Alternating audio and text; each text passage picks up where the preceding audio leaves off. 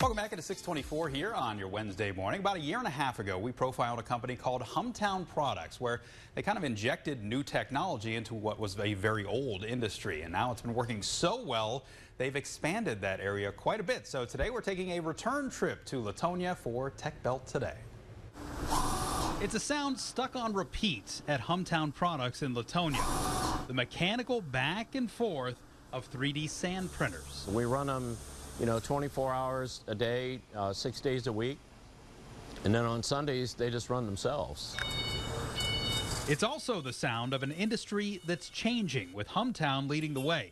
They still make sand molds for metal parts like they've been doing since back in the 1970s, but now many of those are being made in these machines, opening up a new world of possibilities. Change can be difficult, but also change can be good if it's balanced in the current environment you're in with the future environment that you're headed towards. Just take a look behind me. When I was here about a year and a half ago, they had 2 of these machines. Now they're already up to 7, with more expected to be on the way in the future, showing that not only is this working, but it's a sign of things to come. If you're not working on tomorrow today, you're not going to have it tomorrow. Lamoncha says it's all possible because of the ecosystem here in the valley between places like America Makes, the Youngstown Business Incubator, and YSU, creating a situation you literally won't find anywhere else on the planet. This is actually a facility that has more S-Max sand printers than anywhere in the world right now.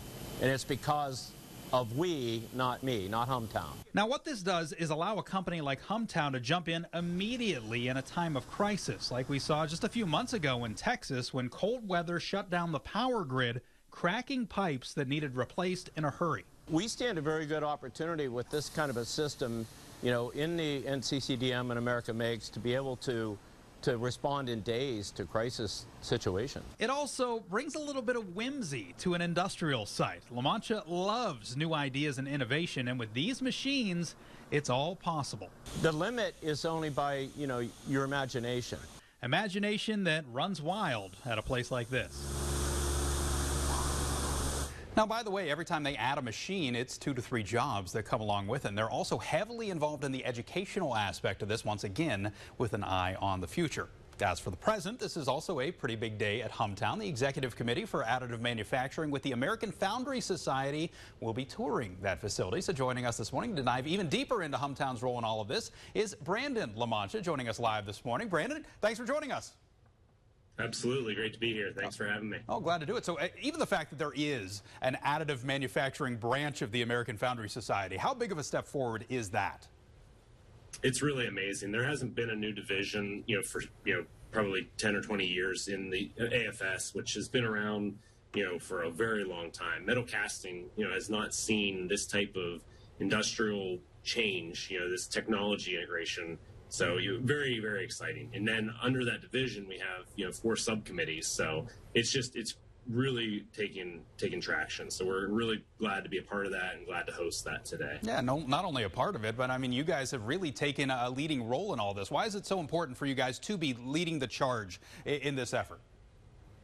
Yeah, the foundry industry, when my grandfather started the company in 1959, there was over, I believe, 5,000 foundries in the United States. And now we're down to less than 2,000. So unless we take some bold action and really engage, in new technologies and new processes, like I've seen over in Europe and Asia, we're looking, to see that number dwindle. But if we can really engage and really be a leader, I think that there's a lot of jobs that can be, held here in the United States that we can, revive that industry, and that's what we're trying to do. And America Makes, one of the first project calls that we did with America Makes in the infancy was to accelerate the adoption of additive manufacturing in the foundry industry. And I think this is just proof of how valuable having America Makes in our backyard is, and how valuable taking a lead in that operation has helped us grow as a company. Yeah, and I mentioned the ecosystem in the story that we just had. I mean, is there a sense of pride? The fact that you're doing this here, proving that we are a hub for this kind of technology. Yeah. I mean, you look, all around this area, things, are really, we're also taking a tour down at the YBI, this morning and looking at Juggerbot, some other really good success stories that have come out of this valley. And, that stems from, the YBI and, America Makes and YSU.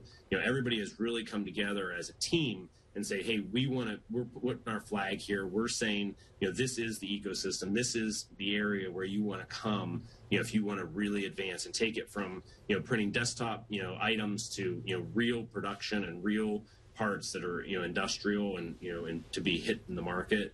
We're actually, planting that flag in Youngstown and saying, this is where you come. And it's honestly, even from an outsider perspective, it's been fun to see how quickly even you guys have been able to expand this so much. So how much has this additive facility been able to expand the capabilities for your company in particular?